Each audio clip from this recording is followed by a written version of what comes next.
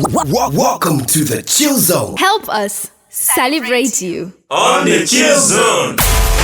1076, you're actually just joining us. This is the Chill Zone. Let's get into some smooth talk right now. Like I say, it's a beautiful day. It's a Monday. Even though we're expecting it to be quite hot, but we're not feeling it in the studio because AC bang your door.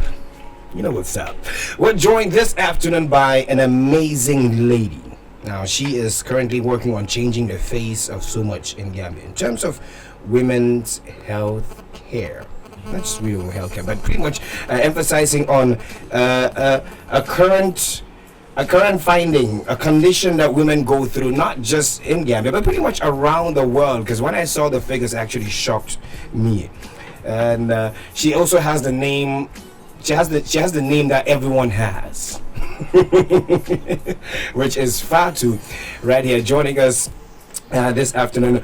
Good afternoon to you, Fatou Jome. Is that how we say the name? Yes, Jome. Okay, Fatou Jome. Welcome on the Chill Zone, Fatou Jome. It's good to have you here. Thank you guys so much for having me.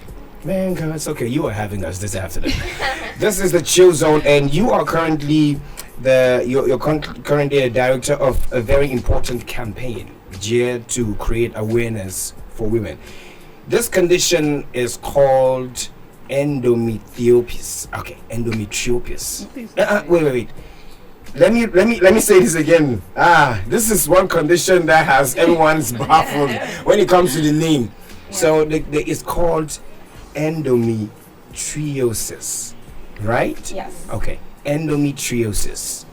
But yes, but before we get into the details of that, good afternoon to you one more time, and you'll have to just tell us a little bit about yourself. Good afternoon, everyone. My name is Fatou Jome. I am a Gambian, born and raised. So I moved to Minnesota at the age of 18, where I graduated my high school and also college. I'm currently holding a bachelor degree as a public relation. I'm also a part-time model. I do a lot of hand model for a lot of big companies in America. No wonder I'm surprised with the figure. Yeah. Thank you. Yeah. So I also I was like one of the first person in America who have a TV show, and it was called Senegambia TV. And Freaky Joe and Pa also was my first guest. She just said Freaky Joe.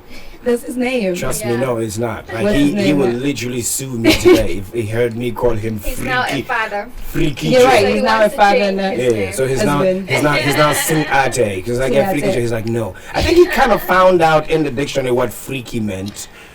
You know, it's funny because when I have him on the show, I was like, Freaky Joe, that name sounds like a stripper name. And I told him that. I was like, you need to change the name because Freaky Joe. A male stripper. Yes. It just doesn't sound right. But when was the last time? How frequent do you come to Gambia? Because I know, especially you did to get them to get your semester. So of course, as long as you don't stay here, as long as you don't live here, your semester. No. Be it you be in Gambia every 2 weeks. Mariama. Yes. So I'm not a semester. As long as you don't stay here, you're not Gambian. No, you're a Gambian. You're not a semester. I'm not a semester. Yeah, I got your back. There you go. Like, FYI, she's a semester too. Like every 3-6 months, she's out. She's out of town. She's gone. Like she's gone. She's either in a train or flying somewhere important. True. But joining us right here on the show is mainly just to create awareness. But how exactly did you get involved in the campaign of fighting? Even though they've tried to simplify the word endometriosis, that's the word. But how did you get yourself into the campaign? Endometriosis is a disease that affects most women. But for me, how I get into the campaign is because I am one of those women that's suffering from endometriosis. Oh. And I've been silenced for so long, so I was like, you know what? The time is now. I don't think I can keep quiet any longer. So that's why I created the campaign, Let's Fight Endo. So because I am one of those women. I am one of the 1 out of 10 women who's suffering from endometriosis. So what does endo really? Endometriosis. I don't know. I haven't practiced it, so I don't know. I'm not sure if Okay, so I'll just say endo. Yeah. But what does the illness really entail? What kind of illness are we talking about here? Endometriosis is the best way for me to explain it so everybody can get it. It's it's connected to women's menstrual cycle. So as far as you having your period, you are at risk of having endometriosis. It's a tissue, like let's say you have your period, and instead of all that blood come out, some of them left behind, and then it start growing tissue around your uterus area. So in that tissue cause very bad pain, and it can be anywhere inside your uterus area, or it can be in your bowel movement, it can be your fallopian tube, and that's why. That's because of the blood is not coming out. That's why it cause to build those tissues, and those tissues form endometriosis. And the pain alone that comes with endometriosis is like you are having a heart attack. So does the pain happen while having your menstruation, or is it after your cycle? As we're sitting here right now, I can have a pain. Oh. So it can happen anytime, anywhere. It doesn't matter. Wow. So, but it get worse when you are in your period, and it get worse in between. And this is different from the cramps, because most women, when they're having their cycles, they talk about cramps. I have no idea what cramps feel like, because I've never experienced cramps. No way. No, I really don't. Yeah. never. Never. Oh I have my God, you were cycle. lucky. I do have my cycle, my menstruation cycle, without experiencing any cramps, which is very weird. I mean, that's very Weird. I don't know. And I never heard a woman who would say that. Yeah, I don't have Weird. cramps, but I You're know lucky. a lot of other women do have these cramps. So it's that pain, endo pain, the same as the cramps. I mean, good thing that you say that is because endo pain is kind of similar. I mean, not the pain, but like the symptoms is similar to like a menstrual cramp. So that's why it takes doctors like 8 to 10 years before you get diagnosed with the disease, because of the cramp that you get. And then every time you go to the doctor, they'll be like, oh, it's just a menstrual cramp, or it's just a pre-menstruation pain. But like you said, the cramp, it's there, but it's worse, you know. So some people, when they have their menstrual period, they can like go a week without going to work because of the pain. And sometimes that alone can be mistaken for endometriosis, or can be mistaken for just a menstruation cramp.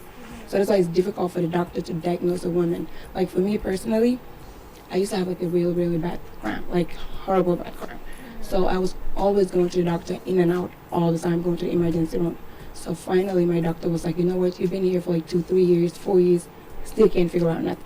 And that's been happening, let's say like my first 4 years when I moved to Minnesota. And then after a while, they sent me to an OBGYN specialist. And this is 8 years later. And that's when they do the laparoscopic surgery. So that's the only way that they can tell that you have endometriosis. So when they do the laparoscopic surgery, it's like a minor surgery. They create 2, 3 different holes in your stomach, and then with a camera go in there and see what's going on. And that's when they can tell that you have endometriosis. But the cramp is there, but it's similar, but it's different. Endo pain is worse. Yes. Okay. Now, I know this is a very sensitive issue for women, to be precise. Now, how does one get affected? Is it something you contract? Is it like an infection that goes in? Oh, it's something that just occurs. It's something that could naturally occur to a lady. Is endometriosis, the cause of endometriosis is still unknown. Okay. Like doctors still don't know what's the reason, the cause of endometriosis. But as far as you are a woman, like I said, and you are 15, or you are anywhere in your reproductive age, or you're still in your period, you are at risk of having the disease. So it's not like a sexual transmitted disease. Kind of thing. Yeah, exactly. It's not, and it's only affected women, because men don't have that issue. No, I don't think we'll have survived if we ever had that pain, because exactly. you could hear how everyone tells you that as a man, what I'm very beer, it's a beauty sweet mate, it's a good, like it's not good. Because I go through such, and I understand the pain that someone could act like. I could literally be sleeping under my couch on the floor, and if I could dig a hole and just bury myself in there just because of the pain. In terms of speaking this truth of yours, I mean, how far has it gotten you? Because I know there's still so much that the society, especially in Africa, has to accept in terms of speaking of issues as such that has to do with your sexual reproductive health equally. I mean, for me, so far, when I first started this, I started in Minnesota. So I gathered all my model friends and other models and photographers to do a photo shoot. And if you look at the photo shoot, it kind of like address what women is going through and how the man is handling the pain. But like here in Africa, when you start doing something, the first thing they think of is money. Like Steve's doing it because he's trying to get something out of it, which everything he do right now is funded by me. Like I'm not getting anything from it. I'm not, looking for it. The only thing I'm doing right now is helping women and our youth for tomorrow to understand that there's a disease out there called endometriosis and how we can help those women. And I even have so many phone calls from women here in Gambia who call me and they were like, hey, because they're like, Fanas, my cousin have come. But the thing is, it's a secret. So can we sit down and have a conversation? I was like, sure. And that's the reason why I'm doing this, because they're not everybody who is brave enough to come out and speak their truth. Or it's because the way society views us, Now, is that to our detriment equally? I mean, just the term of society not really opening up to such. I mean, yeah, because like I was talking to Jennifer the other day, I don't know if it's an African mentality or if it's a taboo to speak of something that happens to you. Because most of the time in Africa, if something happens to you, no, because we'll keep it to the family, But that's why I was like, you know what, enough is enough. Putting your whole jig in the ass, the fan favor bit, create a title for that person like Kido Mother, and you want to.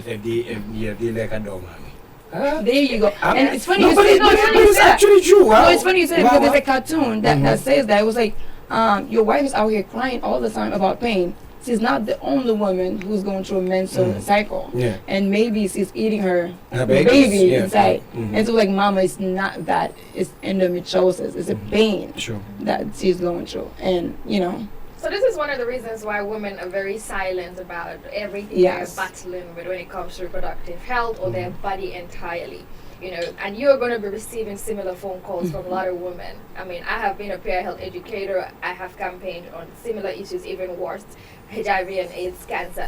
So the thing is, the way our society portrays women with reproductive health issues is either you're not too fertile, or you're not too woman, or you're not too good enough to be anybody's wife in the future. So if these things come out in the picture, or people see you in the frame of a woman who has some kind of health issue, then there's this image built around you as you're not going to be able to have children, you're not going to be a good wife.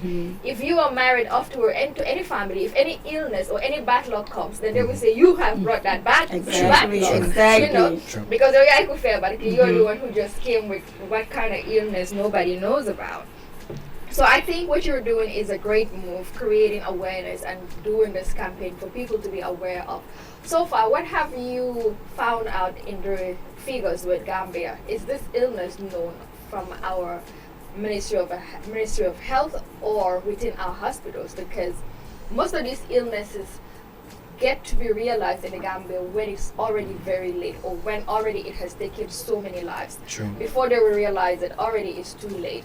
Like I was saying, most people have menstrual issues, but they don't talk about it because everybody assumes, it's just your cycle, you'll be fine, it's just the cramps, it will go off. But probably there's more to it, like endo. So have you done any research or have gotten in touch with the Ministry of Health and the health sector to find out if they've really found this disease? It's funny that you say that, because there's a girl from here who was married to an outsider all the way from Morocco. She came back to Gambia and she started seeing the doctors here.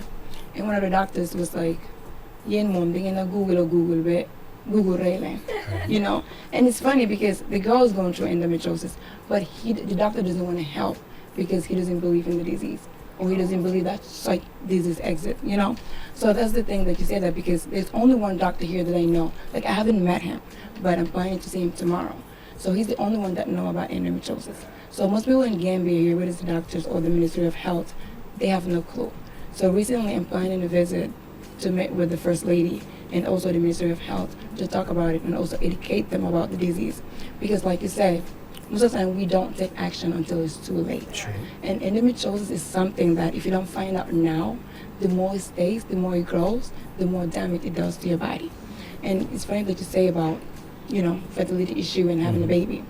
Endometriosis can make it very difficult for women to get pregnant. That doesn't mean that you can't have kids. Sure. You can, but it's going to be hard. For example, I have the disease, right? And you don't. Like, every time getting pregnant, having a baby is 50% chances. Wow. But you have more chances to get pregnant than the person that have it. And endometriosis go from stage 1 all the way to stage 4. And stage 4 can be like the worst. Is it deadly? It's not deadly. Okay. It's not deadly, and that's why doctors are not taking it very seriously. And that's why the disease is not getting the attention that it deserves. But now, there's people like me, more and more coming out and talking about it. Now more doctors are stepping up. And I think that people need to do more research and try and find a cure and try and find a better way to diagnose the disease. So what are some of the symptoms apart from the pain? Back pain, abdominal pain, lower back pain, pain during sex, fatigue, and also pain with your bowel movement and stuff like that. So Pain with what? your bowel movement, like when you're trying to go to, Oh, okay. you know. All right. Wait, she said bowel movement? Yeah. Okay, when you're going to the loo. Yeah. Okay. Well, that's very intense. Okay. Like when you get constipated a lot. Mm-hmm. Yeah. Ooh, it kind of blocks There you the go. system, the digestive system of actually just cleaning it out itself. That's That why actually is and it's like that's messed up.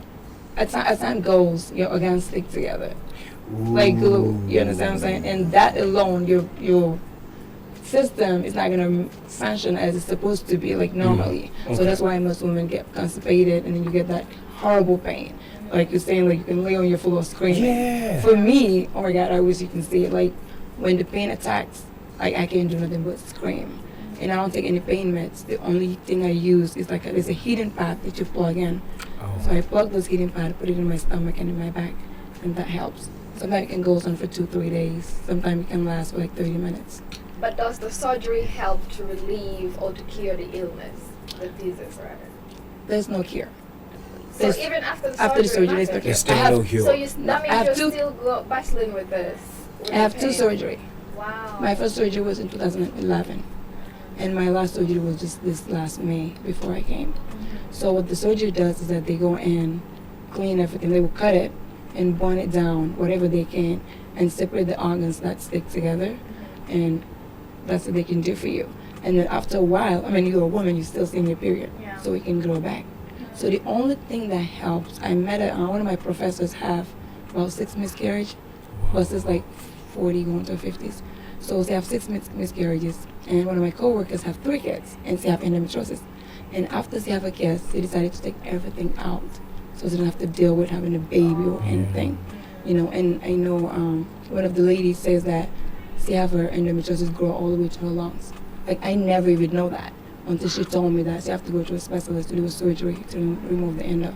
Like it's worse. There's no cure, but there's a treatment option, and the treatment option is birth control pills. But if you're a young woman, you're trying to get pregnant, you don't want to be on birth Of control course, you pills. don't want to Exactly. be in birth control pills. Like, So, yo. but it helps with the pain, and also like the surgery. Like I said, I'm not to pronounce that word, but it's like when you have that surgery to remove all your woman without, like Yeah, Well, we need to say You know, like, everything else. that we certainly will need to say that. We need to say Say as the it way- is, as because it this is, is though. an illness-related issue. So people need to be very clear about what True. exactly we're talking about. yeah. Though we live in that type of community, but this is Afro Radio, and unfortunately, I'm the one here.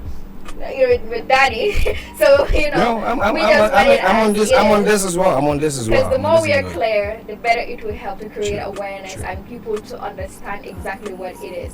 Well, she's actually currently heading a campaign against a very serious womanly condition called endometriosis. And I know for most people that have a name have an issue pronouncing that name, endometriosis. That's how you pronounce that. And it's a condition that affects the woman and pretty much not necessarily prohibits her from having children, but just causes pain through during her menstrual cycle, which is quite an issue that is alarming. And as I was talking to her during the weekend equally, it affects young girls from 14 years old all the way to 40 or even more. Now that is alarming. So that means anyone close to you could be a potential victim right there. So awareness needs to be created. And just to talk a little bit more about what Sibo mentioned when we were on the music break, how do people actually, how will people go to the hospital to explain such situations that our healthcare system are not currently even aware of? What would your recommendation be? So I was like, for me, it's like, as a woman, don't just listen to your doctor all the time, because they can be wrong, you know? Because not necessarily they can be wrong, because let's say, for example, you go to the doctor here in the Gambia, and you already know that you have something, but then the doctor is telling you something else. So you have to be constant and say, you know what, this is not a menstrual cramp. You know, like the lady that's from here, go to the doctor and the doctor's like, hey, you're like a Google persona. Google to see knows it was outside of the game. So she had an idea already of what it was. And she already been diagnosed for it. But the doctors here is telling her something else. So as a woman, I know it's hard in the Gambia to get diagnosed for the disease. But my advice to everybody out there as a woman is like, don't always listen to your doctor. Sometimes they can be wrong, you know, and always look for second opinion. You know? How do you? I don't know, especially for Sibo. I know she's gone through a lot of health complications that she is very cautious also as to where she goes to and what happens. But what exactly would you say if it comes to a point where you have to tell the doctor, I mean, you're wrong? You just tell them. I mean, I had those confrontations with doctors so many times, you know, because, okay, I know Google is not advisable for people to use to verify their medications or whatever, or to get medications or to get treatments. But for me, one of the main reasons why I do this is because of my experience. I was mistakenly diagnosed for breast cancer when I didn't have breast cancer. So since after that, I cross-check everything that happens to me before I finally sit down with a doctor. So I have a backup plan in case I know he or she tells me you have this, when I know, oh no, I don't think I have that, I think I have this, then you cross-check again, or let's do other tests. Doctors are not, you know, angels. They make mistakes. They aren't perfect. So if you feel they're giving you treatments or they're telling you something that you're not sure of, cross-check, Google if you can, or see another doctor to verify the information that they give you before you take these treatments. Because at the end of the day, we see a lot of cases in the Gambia where people are being misdiagnosed for treatment. And they end up dying. For illnesses that they don't have, and they end up dying, or it brings you more complications. So what I'm saying is, if you go to a doctor, and this is probably for complicated illnesses, and they tell you this is what you have, these are the medications you should take. If your conscience is telling you this, I'm not too sure about this, cross-check with one or two other doctors before you start the treatment or before you start taking medication, just to be on the safer side. And for me, that's what I do all the time. I don't just, if I have serious illness and I go there and I'm not too sure of the medication that is given to me, I'll cross-check before I start, you know, and check online as well. Okay. But just going back to Ev and the entire campaign that you are doing currently in the Gambia.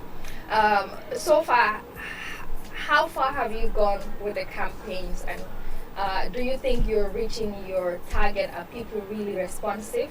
Because I know this weekend you did a photo shoot, and then you have video coming up as well, which is going to be part of your campaign package.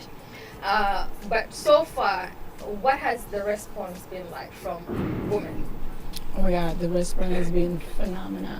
Like, so I didn't even believe that I was going to have so many response that I did. First of all, like, I want to say Ali Haidara Karara. Oh my God. It was impossible. It was impossible. Yesterday he was like, quick to me, actually, give my mom expert last year. But it's like the response we get is just crazy. Like, everybody's just coming out like, hey, I have the disease. Like, you have so many people reach out to him and tell him that, hey, I have the same disease. And having Gambian girls here calling me, telling me that, hey, I'm white, hamga, li akni dama dem Senegal. You know, because like I said, disease here you cannot see it through a, you know, ultrasound or any kind of scan. The only way you can see it is through laparoscopic. And those girls travel all the way to Senegal to do those diagnoses. And here, like you say, the doctors weren't too helpful because they don't know what endometriosis is all about. you know. But the response I'm getting is crazy. And the video shoot that we did on Saturday, it's gonna come out soon. Alaji Manka, thank you so much. He just called me, told me that the video is ready. Wow. And I can't wait. Yo, that's Manka though. Manka is, let me just tell you, Manka is proactive. I was surprised. I was like, He what? He is fast. proactive. But Very yeah, proactive. so I can't wait to share this video because the video highlights the pain that woman is going through and how the husband is is reacting towards the pain. And because most husbands don't know, like you said, you're getting married and you have a disease and you're having difficulties getting pregnant, and you're having all this pain, but you don't have the support around your family or around your husband's family. So seeing that and knowing that a woman can go through this and the husband is there is going to make it easier, for the woman to, cope with the pain. Support system. Because the pain alone is depressing. You know what I'm saying? It's stressful. So we need that support system around us. And Danny, thank you. Say thank you so much. I saw Monica Davis was also there. Monica, oh my God, Monica is it? Oh my God. She's one of our top actresses. She's a prolific actress. Monica is great. Monica, 3-4 Kanute, oh my God. They nailed it. They nailed it. And I was emotional, but I don't want to say it. I almost cried because this is the pain that I'm going through in my day-to-day life, but not everybody sees it. Sure. So I was glad to see them to bring my vision to life. And I'm gonna say the symptoms one more time so people can know. Don't think that just because you have the symptoms, oh my God, I have endometriosis, because the thing is you have kilograms, you have trouble getting pregnant, but that doesn't mean you can't get pregnant. Just to make sure, it's just gonna make it more difficult, and you have heavy bleeding. More than the normal menstruation. And also, as a woman, we have pelvic exam every year. I don't know in Gambia if women take that seriously. Nope. But I don't think so. Nope. But you need to have a pelvic exam every year to check. And during the pelvic exam, that's when you can also tell. Because the pain, let's say that the doctor's touching your abdominal area and then you start screaming, ow, ow. That right there is kind of alarming too. And it can be a sign of endometriosis. But the best thing to do is just listen to your body and talk to your doctors and don't let anybody tell you something that's not, and like you said, find a second opinion. So are you going to establish an organization, a movement, an office yes. where people can go to? Yes, that's the ultimate goal, and it's to have an organization here to help women and create a support group. Okay. And the support group is for women who just want to be not seen or not known. Just come in there, share your stories, and we can help you. For me, I want to help every woman who's going through it, who doesn't want people to know about their story or to be, to be out there on social media. So we're going to have an organization here, we're going to have a support group here, and also I'll have a phone call, a hotline, where people can call and say, hey, this is what I'm going through. What can I do to help? So you don't have a hotline now? Not yet. So how do people get to contact you? Oh, they have my number. Ali Carrara is always giving out my number. Okay. There's a lot of So can we equally give out that number if you don't mind? That's fine. As far as is all about the campaign. If you have a social I'm just saying because media someone was like, "Hey, so American people in the house." No, you're American. Because then you want to get American. They're like soon American in like. Yeah, if you have a social media handle or social media handle, the endometriosis page is called Let's Fight Endo. Okay. So you can definitely follow us, Let's Fight Endo. Send us a message there. So that's on Facebook. It's on Facebook. So Let's Fight Endo is on Facebook. Instagram, Twitter as well. Okay. So we have all social media handles. So just feel free to send us a message and we will be glad to help you. And the treatment option that most women use can also be a diet. Change your diet. Because sometimes you have pain. In Gambia, oh my God, I am so glad that they have what's that bread called? No, the other bread. It's not made out of flour. Sweet bread? No. Dugub. Yes. Yeah, goose. dugub. Yeah. So that's really good. If you have endometriosis, my best advice for you is stay away from dairy. Stay away from egg. Stay away from red meat. Stay away from flour. So that, although that is bad for endometriosis, and it can make it worse, and it can make the endometriosis even grow. So the best thing to do is... You can make it grow. You can make it grow even worse. So the best thing to do is stay away from dairy is the worst. So stay away from dairy and flour. So that's why I eat luludugu. Yeah. Wow. And I love dairy, but you were talking about yogurt the other day. I was like, oh my god, I wish I could have yogurt. God, I love yogurt. I love yogurt. So, Wow. but this is a very sensitive issue, and the fact that there is no way to tell how anyone could contract it or be affected, and equally there's really no no cure. Not necessarily the treatment. There's treatment options. There's the treatment options, but the fact that it has no cure, I think it's high time that we all just put all hands on deck and create and spread the word as fast as possible and as wide as we could equally have it go. Because I mean, I don't want my daughter to have that though. Nobody wants nobody to have that. Like nobody, even if I'm gonna cry, man. Like but yo. let's talk about the involvement of men in this campaign, which is also very vital. True. Because women will get married to men. You know, we have men around us on our daily activities as well. So having them a part of this campaign, I'm glad that you have Haidar Karara, who's been helping on the ground as well, and he's a man. And they need to be equally educated about this illness and how they can support women who are battling with it. Like you were talking about, some men will just assume, or, like I want to dig it because other women are facing the same thing. Why are you here screaming just because you have menstrual pain, And they don't understand what's going on. And the pressure of women not being able to have babies in their marital homes is also another problem. And the man will need to be able to stand up and support the wife no matter what happens in these kind of issues. So are you going to be working with a lot of men in this campaign and also for them to have the right information on how to care for women who are having Yes. That's why I did that video, and you were there. You see it. So we did the video. We do like husband and wife, so you can see how the husband is reacting towards the wife pain. So like you said, not every man is strong enough to be there for their wife. Yeah. Even like for example, when your wife is giving birth, not every man is present to see it. And I wish like most of men will be there to see the pain that their wife is going through. And that the same pain is what the woman with endometriosis is going through. So most men, when you know that, this is the thing, the reason why most people don't want to come out is because a fear of, if I'm endometriosis, so I'm not going to. So that's why most people are silent, But the thing is, I'm working with so many men. That's why I bring Danny and Sirifo Kanute. I mean, it was Inyasi. It was quite a house, a power-packed house. Yeah. So I just want women to see that there are men who stand behind them. Sure. So like a strong man stand for Endo. And, to see them, to educate them, to know that don't just give up on your wife just because they're going through pain. Be there, support them. Every woman wants to give their husband a child. Like, every woman wants to. But the thing is, like, that my wife have Endo and she can give me a child. What do you do? Or what the family do? Most of the time they tell you what? I think that we should be there and educate each other. And men need to understand more about the disease. Because there's over 2 million women suffering from this disease. That's crazy, though.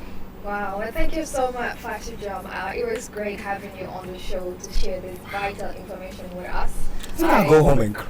Yeah, I have watery. I don't know if it's, I don't know. But it's emotional at the same time. It's inspiring just to see you. Tell as a your woman story. come out boldly to share your story with the rest of the world. Thank you.